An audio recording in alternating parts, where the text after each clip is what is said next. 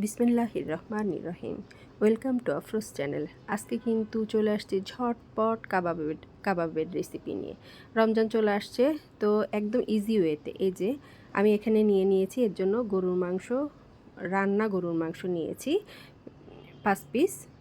আমি একদম অল্প করে বানাবো, যেহেতু আমরা 3জন মানুষ, তো খুব দ্রুত দেখিয়ে দেব যে এইভাবে বানালে দ্রুত খুব মজার একটা কাবাব তৈরি করা যায়। গরু মাংস তো অনেকের বাসায় রান্না থাকে, তো গরু মাংস থাকলে খুব দ্রুত কাবাবটা বানায় ফেলা যায় এবং খেতে কিন্তু খুবই ভালো হয়। একদম ইফতারিতে ঝটপট তৈরি করে ফেলা যাবে।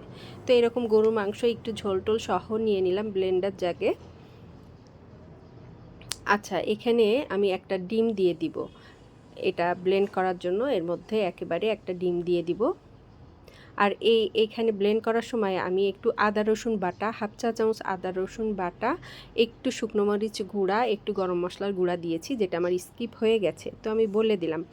আদা রসুন বাটা, শুকনো মরিচ গুঁড়া আর একটু গরম মশলার গুঁড়া দিয়েছি। এই যে ব্লেন্ড করা হয়ে গেছে, ব্লেন্ড করে নিয়েছি। দেখো কি সুন্দর হয়েছে এবং এত ঝটপট হয় এইভাবে কাবাব তৈরি করলে।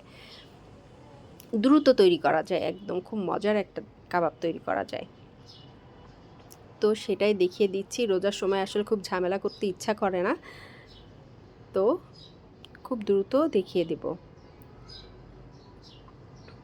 রোজার একটা স্পেশাল বলতে পারো একটা কাবাব দিয়ে দিলাম। আর এখানে আমি 3 পিস ব্রেড পানি দিয়ে ভিজিয়ে রেখেছিলাম, সেটা নিয়ে নেব জাস্ট বাইন্ডিংয়ের জন্য। ঠিক আছে,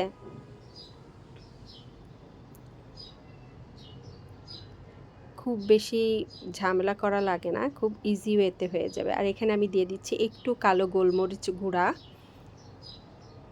এই ফ্রেশ একদম করে নেবে তোমরা, তাহলে দেখবে খুব ভালো একটা স্মেল আসে।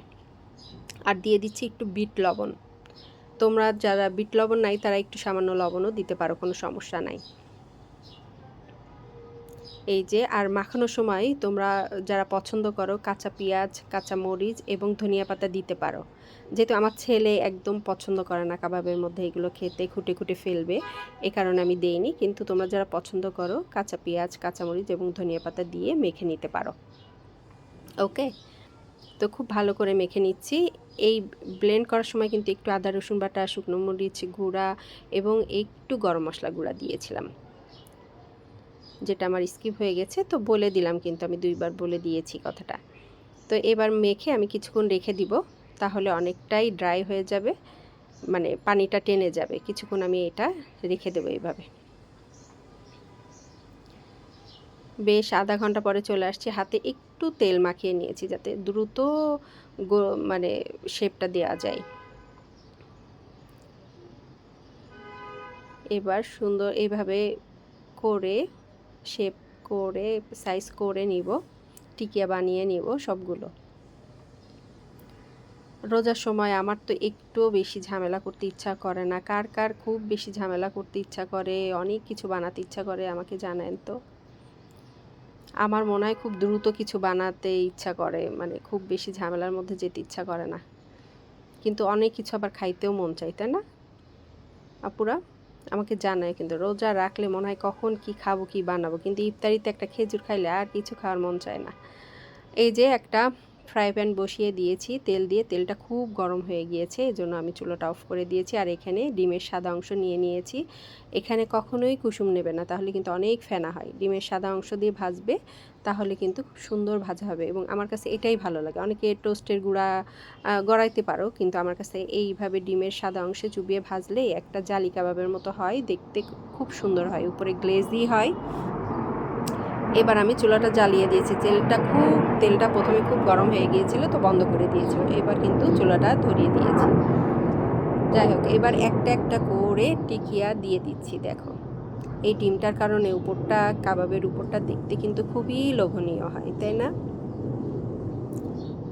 তো এই যে একটু হালকা জালে সময় নিয়ে একটু লাল লাল করে ভেজে নেবে।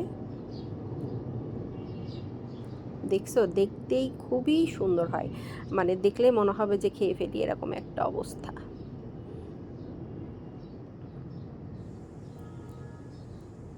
তো এই যে এপাশ ওপাশ উল্টে পাল্টে একটু লাল করে সুন্দর করে ভেজে নিচ্ছি। এই যা, এখানে আর কিছুই করার নেই। দেখছো ডিমের সাদা অংশ দিয়ে ভাজলে কিন্তু একটুও ফেনা হবে না, কুসুম কখনোই দেবে না ভাজার সময়, ঠিক আছে?